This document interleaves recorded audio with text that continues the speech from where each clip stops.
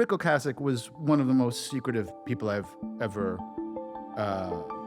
written about. Like, his own bandmates did not know, for example, that he had been married before he came from Ohio to Boston and had 2 kids. So, they're there on their, I think, by their second record, second big tour of the United States, whatever. And Rick mentions he's got a son coming, and Greg says this in the book. He's like, well, geez, his son is not old enough to just come to the show. I wonder how this is going to work. And it was another son.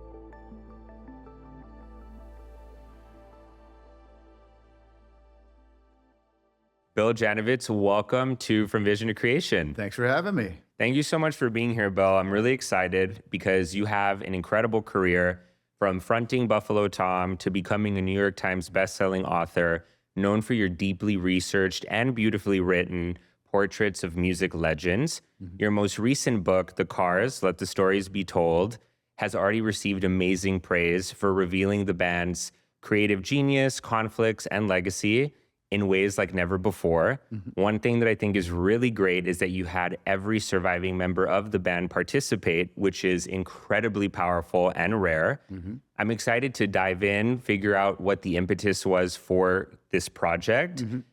Also learn a little bit about what you discovered along the way and how your own experience as a musician helped shape the way you told their story. Sure. Well, the impetus was, I had already done a couple of books by the time I pitched this. It was, I did 2 books on the Rolling Stones. Then I was kind of, it's not my full-time gig. It's just a passion project. And having done music for so many years, I have a lot of passion projects, but music was a living for a long time. But I was, I don't write full-time. So but I happen to play music here in Los Angeles. I'm from Boston originally. And that's where I live, outside of Boston. But I got to come to LA to play a benefit called the Wild Honey benefit concert in Glendale, and it's for autism research. And one of the players that was playing with me on stage was Elliot Easton from The Cars, and I was just over the moon to have these. I mean, it's filled with all these. It's Los Angeles, so all these people are there to.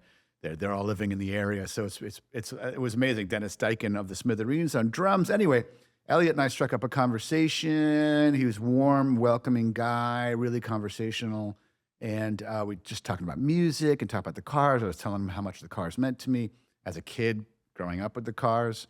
And one thing led to another. I think he had already gotten one of my Stones books, and I sent him another, and we had a correspondence. And I at some point I pitched a Cars book. But it didn't come together. Rick Ocasek, the leader of the band, still the leader decades after their breakup, was still very much calling the shots, I think, for this kind of thing. And he didn't, he either wasn't into the idea of doing a book, or if they were going to do a book, it wouldn't be necessarily with me. I didn't have as much of a name necessarily, I guess, for him. But anyway, I did a Leon Russell biography that got some good acclaim and sold very well. And Elliot Easton blurbed that book. He really gave me a nice review of it, and I gave it to the other guys. Long story short, I pitched it again. I pitched this idea of doing a Cars book, and I think the time was right finally. So, yeah, I mean, like you said, the benefit of having the 3 surviving members all be seemingly limitless with how much time they were willing to give me and answer my questions. I think they were all very happy to further the band's legacy and also tell their stories. In the interim, Rick Ocasek sadly passed away, but I think that freed up these 3 guys to, it's not just Elliot Easton, but it's David Robinson and Greg Hawkes, to maybe tell more of the story than they would have. They didn't pull any punches. And Bill, I think one really important thing to understand before we dive deeper into the book is to understand who you are and where you're coming from. So I want to go back to your days at University of Massachusetts Amherst when you formed the band Buffalo Tom. What was the inspiration for forming the band, and how did that come about? Well, it actually ties together, of course, with these music books. I mean, I've always had, if there's one passion I've always had, it's music, and I think most musicians would say the same thing. I mean, if there's one overriding thing that I felt like I was right for. Like, I went to go see a performer last night, And I'm like, oh, she's made for this. Like this Mm. is just in her. This is who she is. But I wasn't like a really technically proficient musician. I'm a guitar player. You know, I serve this, but I was writing more songs in college, and I happened upon these two other fellows who were great friends already. But we formed a band just out of friendship, and that's Buffalo Tom, 1986. So it's been a long time, and we never broke up. We just kind of took hiatuses, from time to time. But we were on the road pretty much from 1989 or 88 to 99, 2000, solid. Like, you know, we would come home for 6 months maybe, but we'd go away for 2 months and be back for a few weeks, blah, blah, blah. So that was the way we made our living.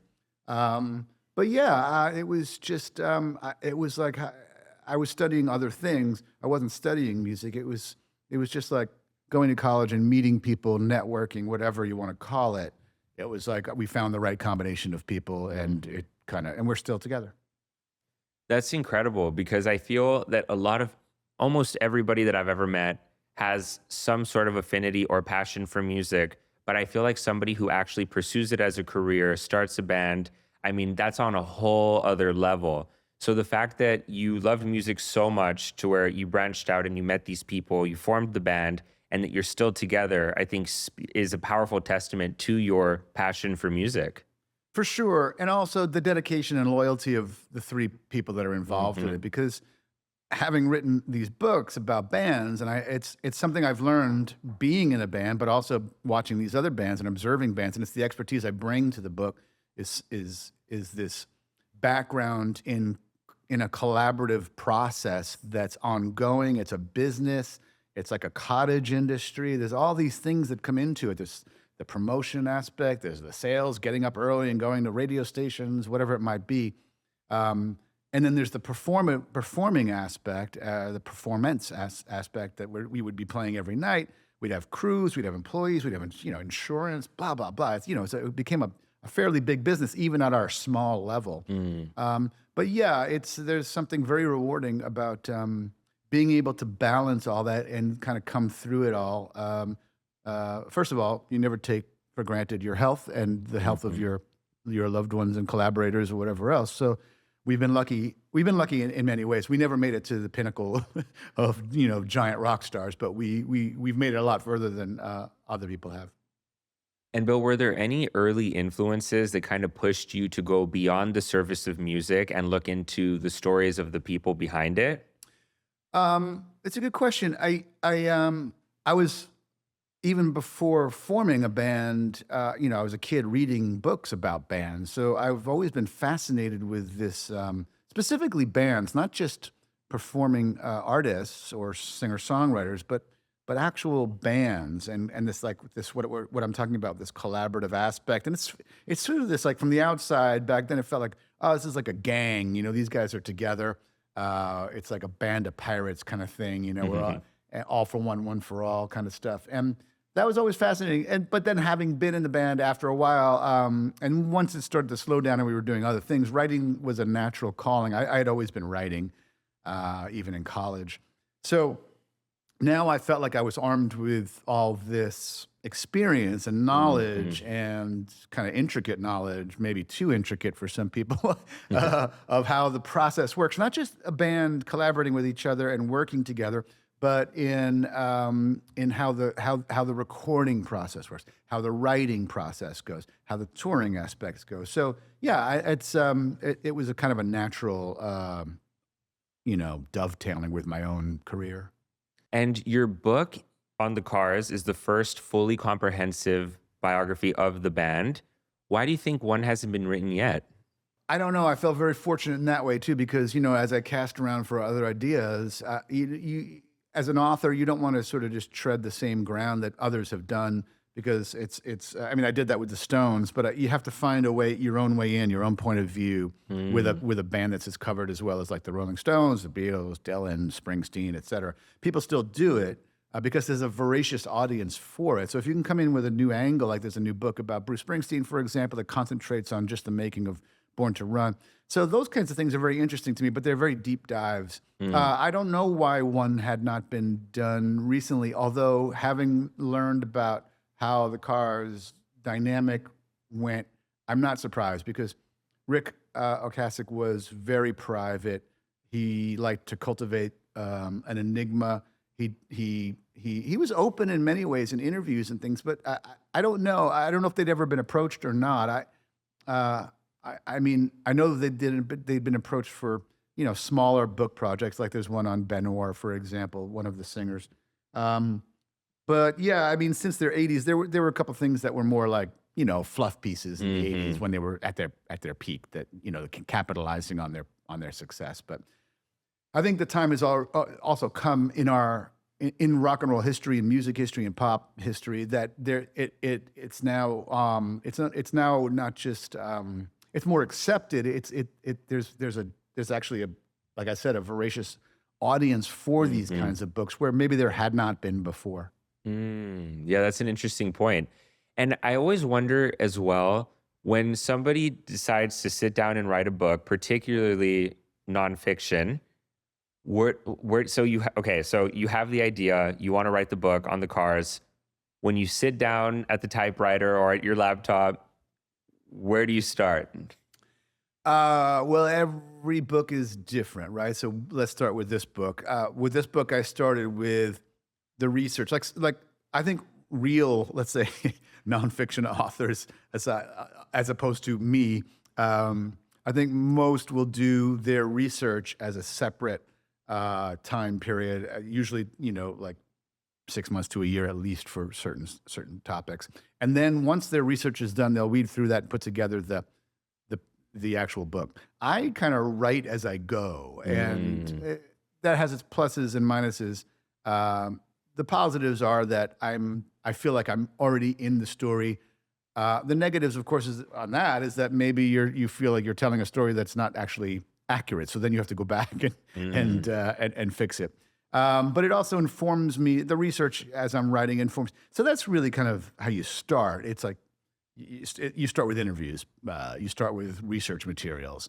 And then for me, I start writing, like I said, fairly soon into that. And it gives me an idea of where I want to go, as does obviously the outline and the proposal that you've really kicked the whole process off with when you're selling the idea. Interesting. So you're saying that most people will start by researching for 6 months to a year, and then they'll start writing the outline.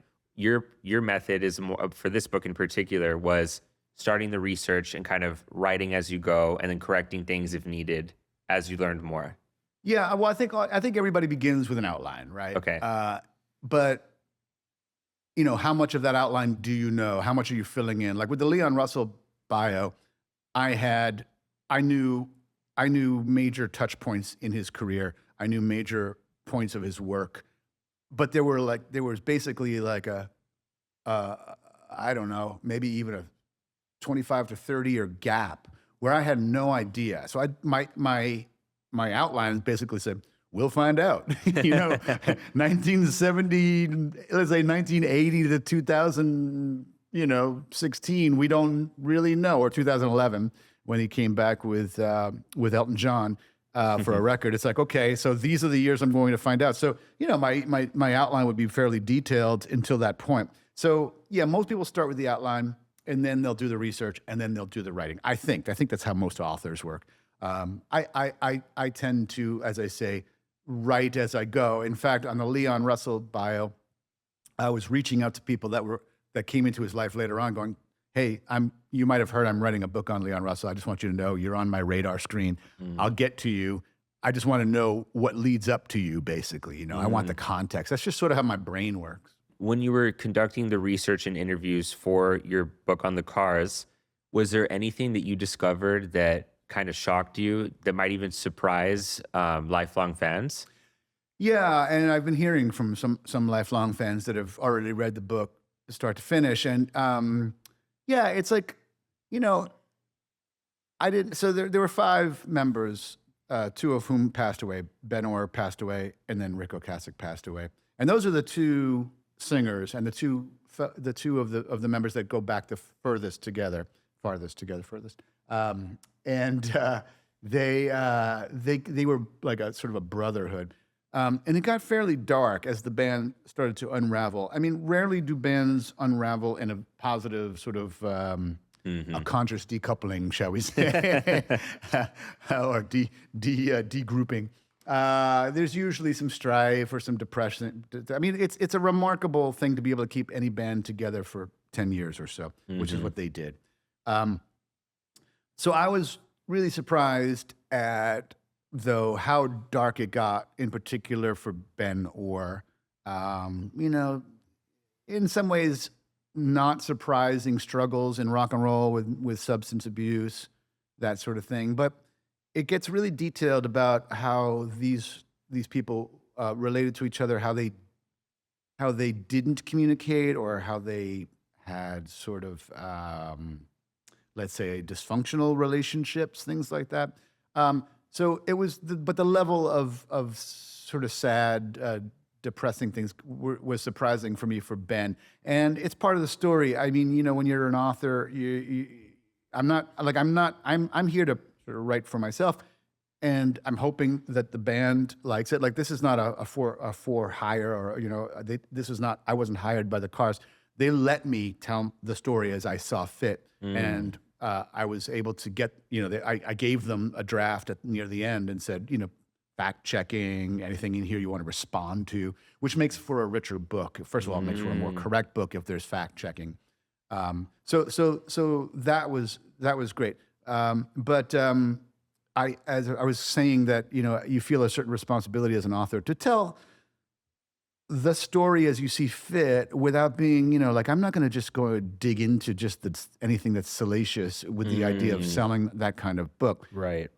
I take this stuff, and the people I know that read this stuff take this stuff very seriously. I know that there are fans that don't want to know about those things. They just want to think that they're happy, the band was happy, and it went, you know, but why did it break up? Why are, you know, and why did these guys not talk to each other? It's that's what we're writing about. We're writing about people. And I'm glad you just mentioned about what your intentions were when writing the book, because I feel that oftentimes I feel like artists tend to be a little leery of authors, reporters, interviewers, because they think that we're trying to get this, you know, this gotcha moment from them to use it in an exploitive way. And I also approach my interviews the same way. I'm not trying to pull a gotcha on you. I want to, you know, for the purpose of this podcast in particular, highlight my guests and showcase what they've done, and, you know, find the inspiration in their story, which to your point, and what you did with this book, is you wanted to bring out the truth without it being exploitive. My question is, how did you as an author communicate that to the surviving bandmates so that they felt comfortable and trusted you throughout the interview and research process? That's a great question. So Elliot Easton is the one I'd been talking to the longest. The other two, David and Greg, live in the same area that I live in eastern Massachusetts. And I had met Greg once or twice, but I don't think he would have remembered it. But with Elliot, so each of those fellows was a different process of gaining their trust, I think. I think it started with Elliot. And I mean, it did start with Elliot. It started temporarily, time-wise, with Elliot, but also the process of getting to the other guys. So, like I said, Elliot ran it up the flagpole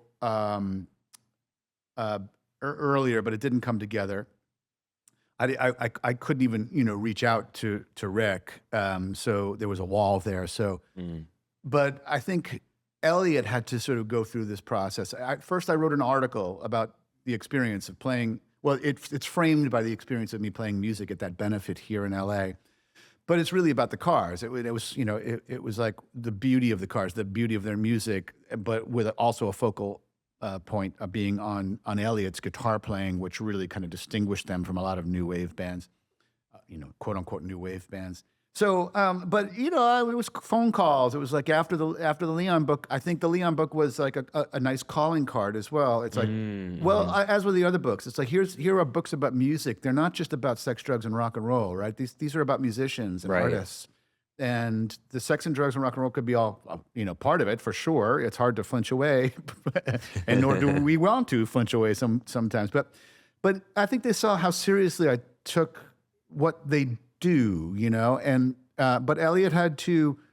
I think Elliot had to process, what parts of the story was he going to be open to, and I think he finally said, "Okay, let's do it." And when I talked to Greg Hawkes, he's the one that said, "Let the stories be told," which was a line from Good Times Roll, their first song on their first album, and he just handed me the title right then and there of the book. So, but that's what it is. It's letting these stories be told.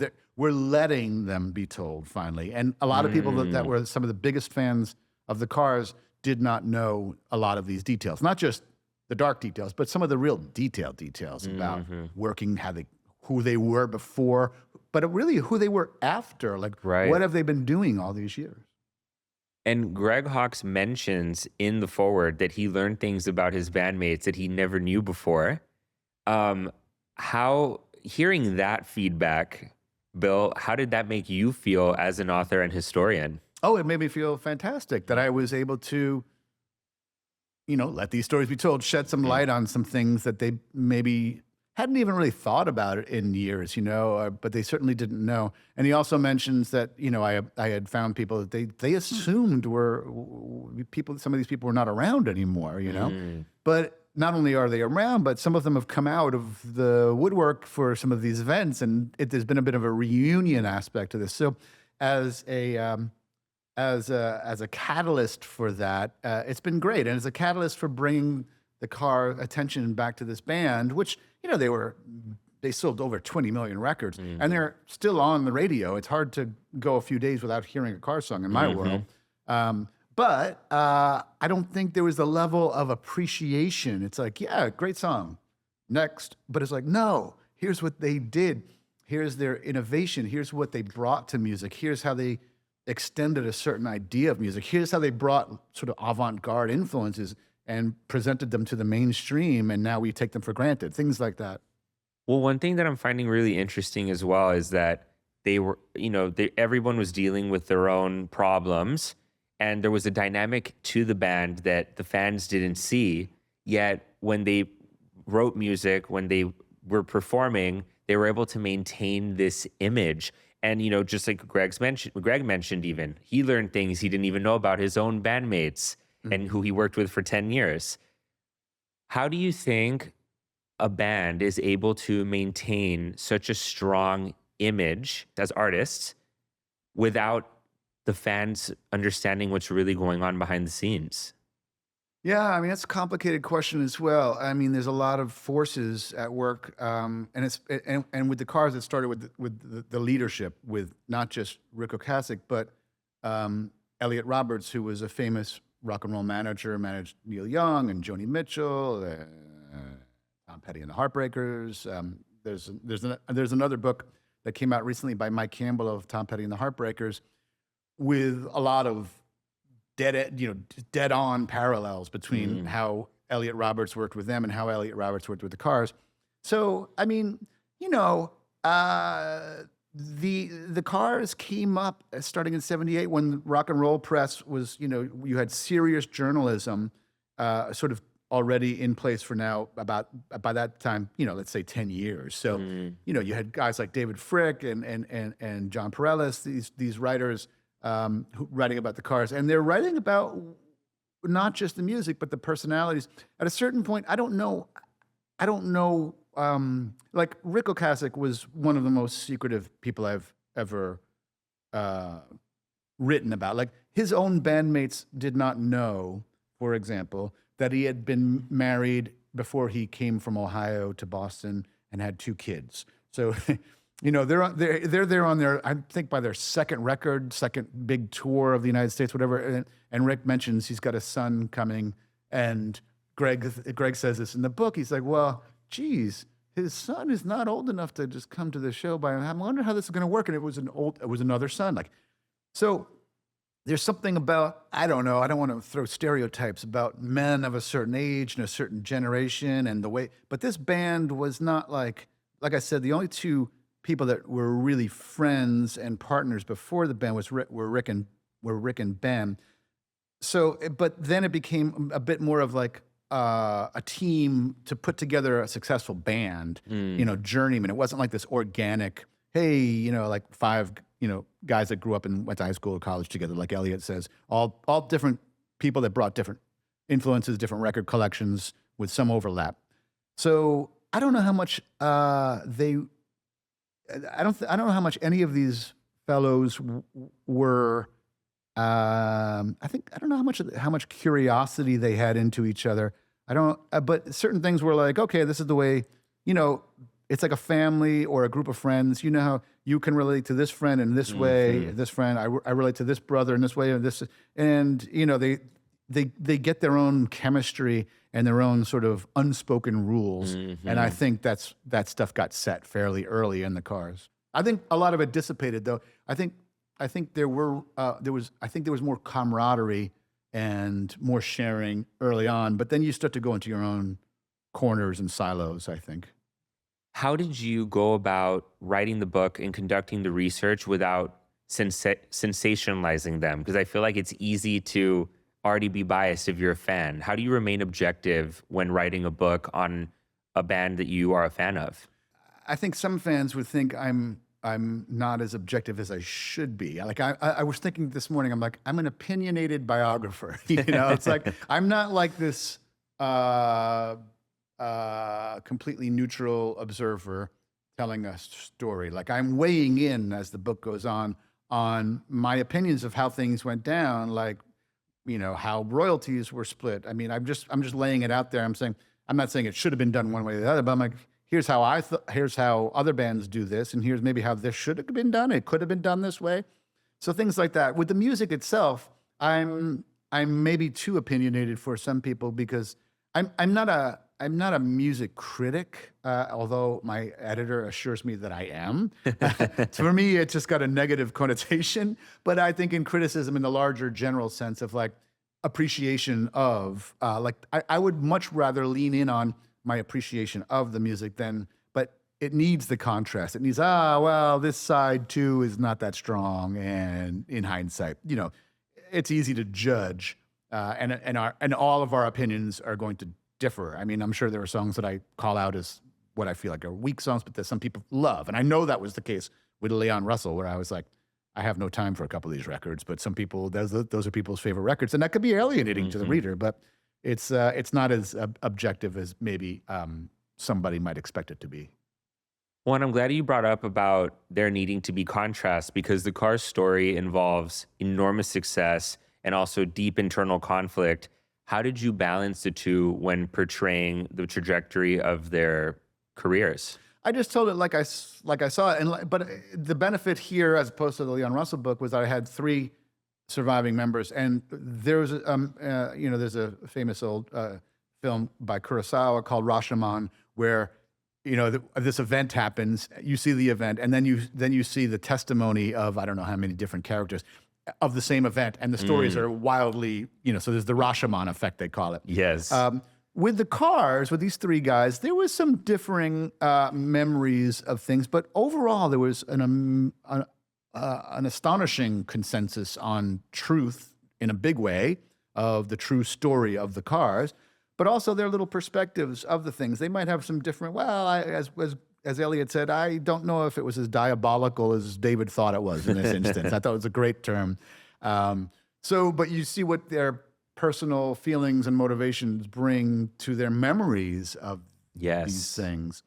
But for me, it was like, okay, I've got the stories, I've got the quotes from the 2 deceased members. I wish I could have more of their perspectives. I wish I could have more of their responses and explanations for how they saw things. But it is what it is. But I don't, like I said, I'm aware of trying to keep it balanced and fair. Like I'm not going to lean into one person's story at the expense of the other. I try to tell the whole story, and try to, and I think, all of these fellows, I think, feel like that's what happened here. Well, and it's interesting that you bring this up, because remaining balanced and also seeking truth when it's coming from different people's perspectives, it's so true. What is truth? It even happens to me with these interviews that I do. I'll conduct an interview and I'll think, oh, that went perfectly, and then I'll watch it back and I'm like, oh God, it wasn't so as great as I thought, or the opposite will happen too. Sure, sure. But then the funny thing is as I watch them over and over again, depending on what I'm going through in life or how I'm feeling that day, I will have a completely different perspective of the same recorded conversation. Right. So I think that diving into people's past where, every single moment isn't necessarily documented, I'm sure it was interesting. Oh, I'm more amazed that people have the intact memories to the extent that they're intact of things that happened decades ago. Like, I don't have that great a memory, and I don't trust my memory. I mean, even coming through Los Angeles, I'm like, oh, I thought I could have sworn that was on Santa Monica and not Sunset, for example, like from my decades coming to and from Los Angeles. But so you learn to distrust your own memory with a band, like my own band. Like, I don't think I could tell the story of my band alone. I would need those other two partners of mine, because when we're telling stories of the same event, I remember they'll pipe in and we'll be telling the story to somebody, a fourth person, and we all have these different details. I'm like, oh yeah, I forgot about that, and or on the negative side, I remember having like reactions to certain things, and I'm much more of a knee-jerk, rash, reactionary person, whereas there's other guys in the band that Tom McGinnis might be way more sort of delaying his his reaction to things, and then he'll tell me afterwards, oh, you really took that the wrong way or something, and I'm like, you were right. That kind of stuff that's just in any kind of collaborative or just family or friendship group. It's, why did you act like that? You didn't, but it's your own insecurity. It's your own idea of how things should be or were. Right. And Bill, after having written Let the Stories Be Told, did that change the way that you personally hear the Cars music? Yeah. I mean, I'm trying to think of some examples, but for example, like, so just the way the Cars worked in my life, it's like that first record came out when I was 12, and they had a 5-record run plus a 6th that came out, and that was kind of the breakup of the band. But they were sort of on this more or less upward trajectory from the get-go, starting with their first record selling eventually 6 million and 4 million of Heartbeat City. Now, Heartbeat City, the 5th record, I look at these as bookends of my adolescence, because that came out when I was a senior in high school. And Drive was like almost a de facto, if not an actual prom theme, and the video and MTV had come along in the meantime, and all these. So it's the story of the 80s, at least the 70s into 84, 85. And I don't think I gave, like, so my own personal musical trajectories, maybe, was the Cars was very much there in those first couple of records, but then I went off into my own path and finding different things that I liked. And by the time Heartbeat City came out, I was just like, well, this sounds so, I just remember it sounding so artificial and overproduced and airless. And like, I don't know if I would have been able, I'm sure I would not have been able to articulate it as such, but I'm like, this is not for me. This is for more of the mainstream pop audience. That's not me. I'm not listening. I didn't go out and buy Thriller or something like that. It's like, I appreciate that stuff now. And that's kind of the story of the book. It's like, but now I go back and I listen to that record. I go, this is a great collection of songs. Not all of them are fantastic for me, but I love a lot of these songs. And I liked a couple of them, but now I really kind of gone back and go, okay, this is what they went through to get there. This was the motivation for them to do certain things. And you know what? It was, in the context of the time, I think it's a great record. So, revisiting things like that helped me appreciate it more and learn more. And what do you think makes their sound so influential and timeless half a century later? Half a century, yeah. Jeez, that's a lot. Well, yeah, I mean, those first couple of records are a combination of timeless, organic rock and roll, elements, the bass drums, but, they were bringing synths in. So it's this cool combo of synths and guitars that came back in the 90s. It's still around now with like Olivia Rodrigo, for example, is doing the same sound. I don't know if she knows that she's going back as far as the Cars, or if she's just going back to the 90s bands that were influenced by the Cars. But it's a fascinating thing for me. So there are certain things that are timeless. I feel like Heartbeat City's production is not timeless. It dates it in a certain way, but there are certain bands and artists that are going back for that sound now. Like this, they're even like remining that sort of early digital sound. Everything comes back, right? But it all starts with the songs and the singers of the songs. Everything else is way in the background for most listeners. For musicians, it's different. Our ears are attuned to different things. I get distracted by things, whereas my wife, the first thing she hears when she hears a song are the lyrics. I don't hear the lyrics until like the 10th listening of the song. I'll hear the chorus. I'll know the chorus. But she's singing these Elvis Costello deep cuts where I'm like, huh, is that what he's singing there? You know? But because I'm listening to all this other stuff. But most people, it's the singer and the song. And they had two amazing singers. They had great songs from start to finish, pretty much. And they had these great bandmates that brought form and color to their music. And I feel that most artists struggle to adapt to rapid success. What can modern artists learn from the rise and fall of the Cars? Well, Peter Buck of REM blurbed my book, and he said, I love the Cars from start to finish, but essentially, paraphrasing him, this is a cautionary tale of how not to run a band. So REM, by contrast, was much more organic. They formed kind of as friends and mutual music fans, and they decided to split everything equally. And that can cause its own friction when you feel like if you're lifting more of the load. But with the Cars, it was much more of a traditional model of here's the singer, songwriter, and the band that's supporting him, and he's taking the royalties for most of the publishing, almost all of the publishing. And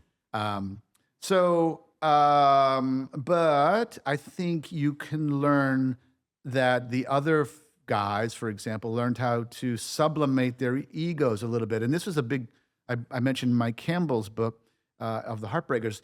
He talks about specific conversations within the band of like deciding like, okay, we have to kind of, quell our own ego and insecurity for the greater good, because at the end of the day, this is going to be better for us. We can decide this is not right for us and leave. And then where are we, Or we can move together as a team and try to massage the relationship into what we want it to, a little bit more of how we want to see it. It's not a marriage. It's more like after you've been in a band for a while, it's more like a sibling, a family kind of relationship. But it's also a business, and it's a business team. But being in a band is there's no perfect analog to it, because there's nothing like it. There's nothing like, okay, we are going to write some songs. Okay, now we've written them. So writers do that, and they kind of do it, and then they go up. The book is out there by itself, or the article's out there. But no. Now we're going to record it. So let's say a playwright. I write a play. I'm done. Somebody else is going to go direct it and act in it. No. Now you're recording it. So that's a thing. So now you've recorded it, you've written and recorded it as a team. Now you're going to perform it every night as a team. You're going to perform it like so you've written this play almost, and you're going out, and now you've got to do these other old things that you did as well, and you're balancing all of that. So, but then it's also a business, and it's a partnership, and it's very complicated. I mean, like I said, that's why I like writing these books, because they're so fascinating, and each one's a little different.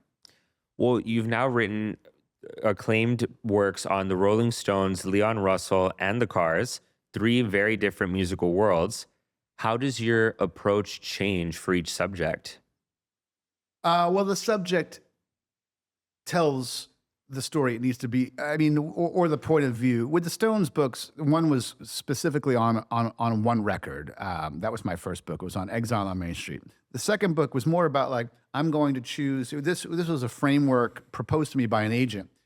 It's their 50th anniversary. How about you tell a story of the Cars using 50 of their songs? And that was based on this great old Beatles book called Revolution in the Head by Ian MacDonald, where you're contextualized. So, what I'm saying is that each book has its own little kind of framework. With Leon Russell, it was much more of like traditional, and my first traditional biography. Like, I'm going to write a biography of this guy, and I'm going to dive deep into the music and the stories, and there was a lot of, not even a lot of my peers knew who Leon Russell was. So that was part of the mission, was to say, look, this guy was one of the most important figures in pop music history after, post-war until, early 2000s, if not beyond. So, like I said, every book's got its own needs, and it's also like the motivation of like, what do I want to tell? Who's still around to be involved? Every book's a little different. Right. That's my long way of saying every book's different. Well, and how do you know when a biography is finished, when you feel like you fully told the story and not a single word is needed in the book? Well, I tend to way overwrite, and I need serious help from editors. I'm getting better at that. The Leon Russell book was about this high when I finished my first draft of it, and it needed to be, and it's still huge at this size.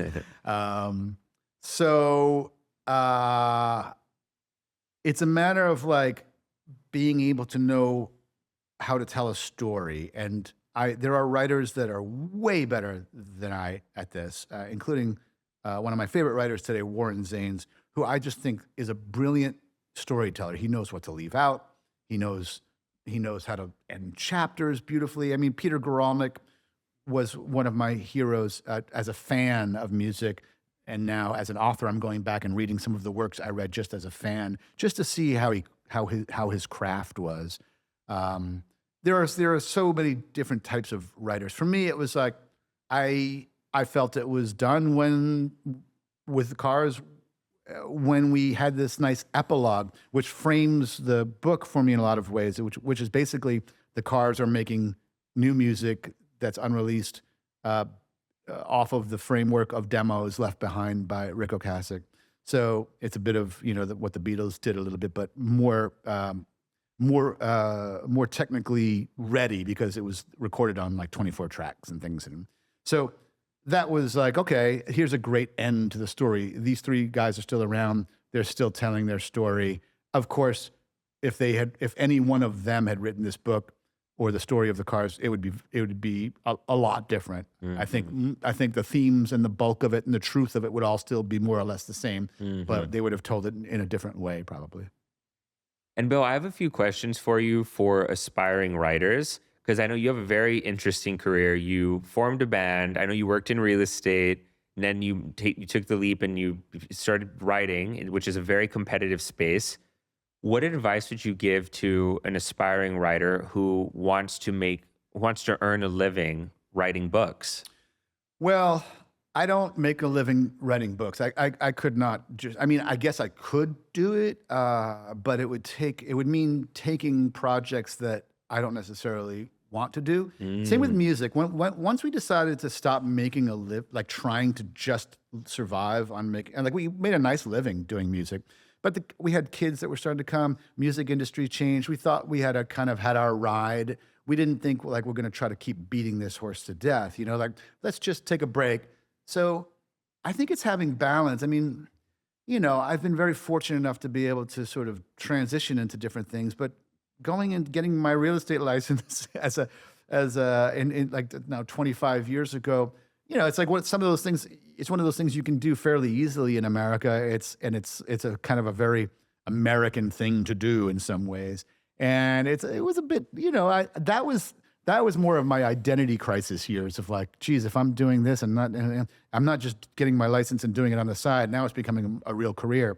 But that career has afforded me, and I really enjoyed it. I found a niche there selling mid-century modern real estate around the Boston area. So I created a whole brand about that. So that was deeply rewarding in and of itself, not only financially, but like, oh, I've created this thing that didn't exist really, this niche, or I've recognized this niche and have marketed to it. So I've got this great team. Again, stuff I learned in a band, I've learned how to create a team and have had the same partnership with my business partner in real estate for 16 years or something.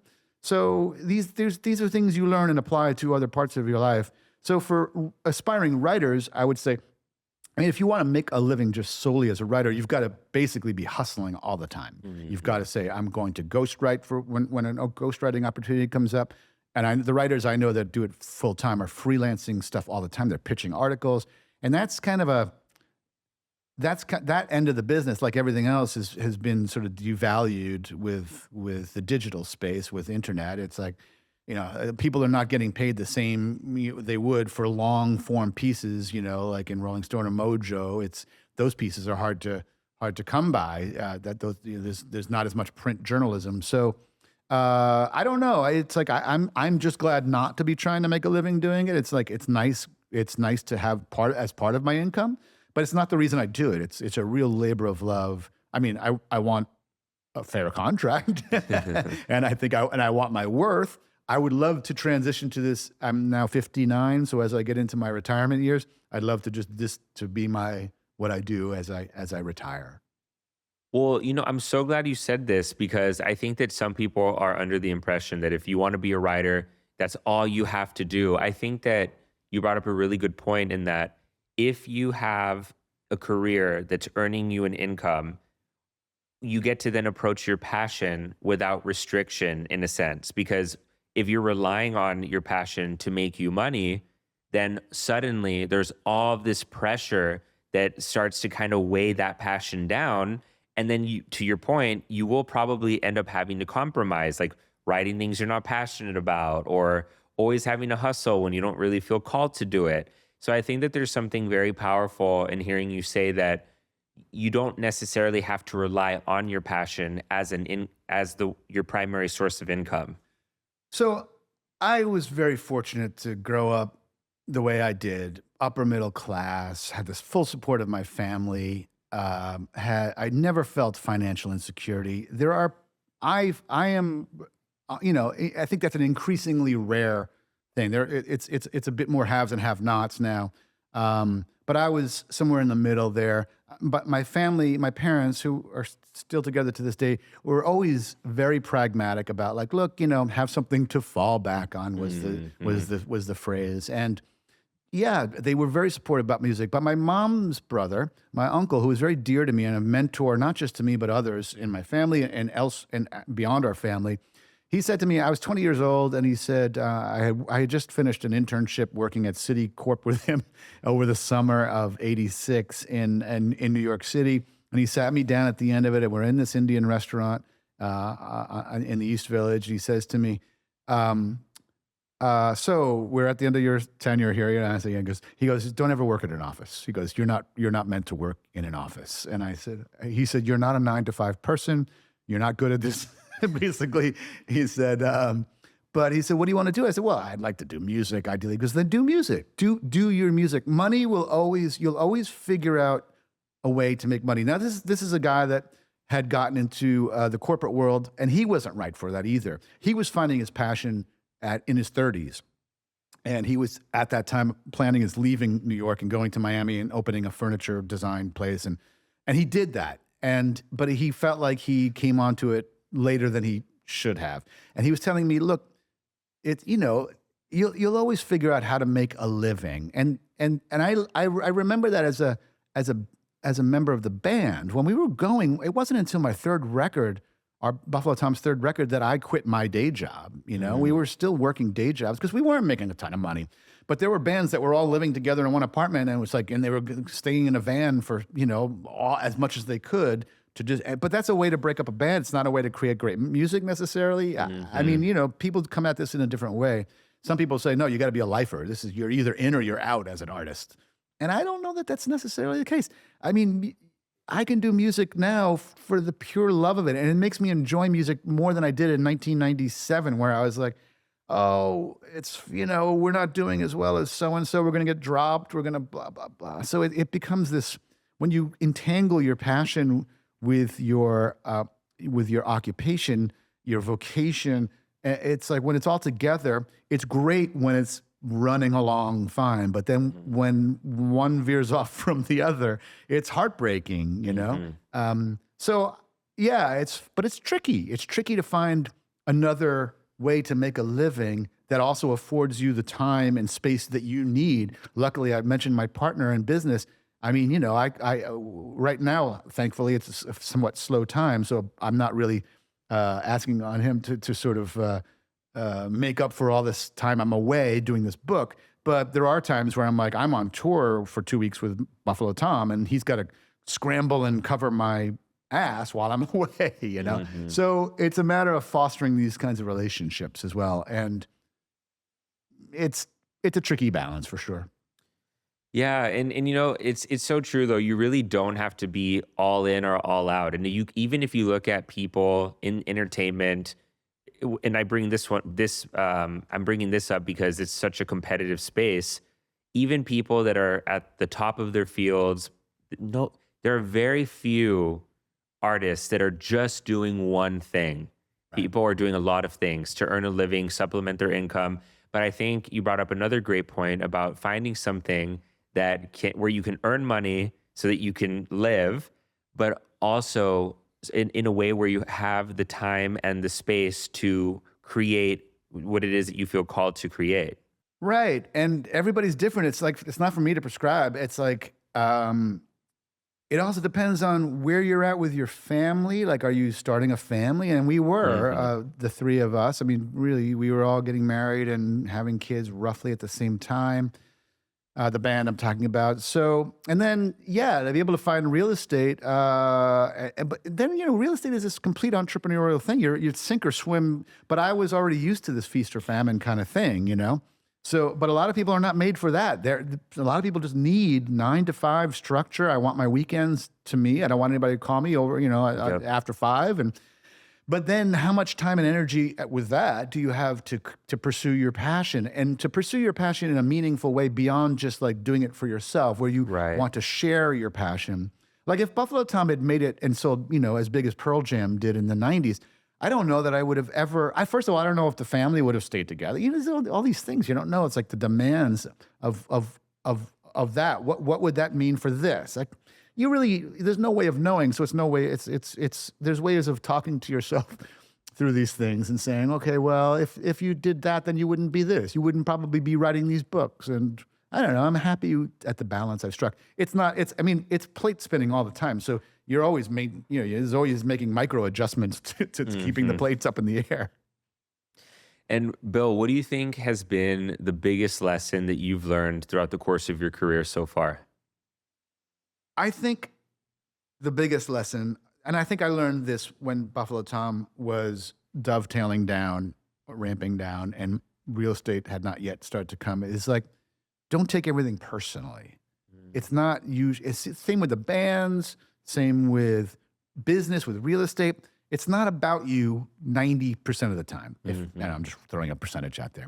It's really about the situation or the other people, their insecurities. So much of what goes on, I think, in the world in a negative sense is just due to absolute fear and insecurity. And that means being secure enough to go pursue things that some people are like, who do you think you are to go be in a band or to write books? It's like, just do it. Just if you want to do it, do it. But it's also the negative of like greed and like what causes worldwide strife. It's usually insecurity. It's insecurity about borders. It's insecurity about your religious beliefs, but it usually comes down to financial insecurity. And that's unfortunate, but it's the world we live in, especially in America. It's very capitalist driven. It's like, if you can find a way to make a living, but not let it take over who you are, who you want to be, that's my, if I've managed to articulate a lesson in there, let me know. But it's like, I find that it's like recognizing your insecurity for what it is and getting past that. No, that's excellent advice. And how did you apply that to your life? Well, it was, when I refer to this time of the band winding down, for me, it was like, it was the same time I was having, my first kid was born, my daughter, who's now 26. It's like, this is a time of great joy, but also like, this part of me seems to be going away for maybe not forever, but for a long, who I have been for these 10 years, from my 20s to my 30s is now, what is that? You know, I'm not that anymore. It's like an identity crisis. So for me, it was a lot of like reading books, specifically Buddhist based texts about like, you're not who you're not this. You're not just this. It's yourself is never a fixed thing. So it's learning to navigate that and reinventing who you are, and also very much about relating to other people. And I've been very fortunate that I've been able to relate to people and have a certain loyalty back from them in my marriage, in my business, in my band. It's testament certainly to me, but it's testament to all of them as well. And that's just sometimes just luck. I mean, certain people can't relate to people in a certain way, whether they're on the spectrum or not, or so you've got to work with what you've got, you know? So it's very easy for me to say, well, this is what you should do. I can't, because I've had a sort of very singular journey here, you know, and I've been I find myself very lucky, first of all, from a health perspective, but also the health of those around me and the support of those around me. And Bill, where is the best place that people can keep up with you and all of your work? Well, I'm pretty good at keeping up on social media. So the Facebooks and the Instagram certainly are all of my. That's where my new work goes up. I might have a website, BillJanovitz.com, which I've become less vigilant about. But yeah, I mean, follow me on Facebook, or you know, I'm Blue Sky or whatever else as well. But yeah, that's where I post most of my new stuff. Perfect. Well, I'm going to include the links to all of your social media profiles along with your website in the episode notes. So anyone who wants to go check out your stuff can easily do that. Thank you. And Bill, if you could go back in time and offer your younger self one bit of advice right before embarking on your specific career journey tailored to you, what would it be?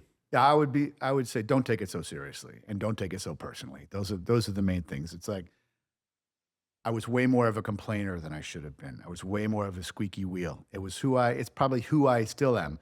But if you can maintain that distance and that balance and just let life flow a little bit more naturally, it just makes it easier for everybody, including yourself. Well, Bill, thank you so much for taking the time to do this. This was amazing. I really appreciate you coming on. Great conversation. Thanks so much.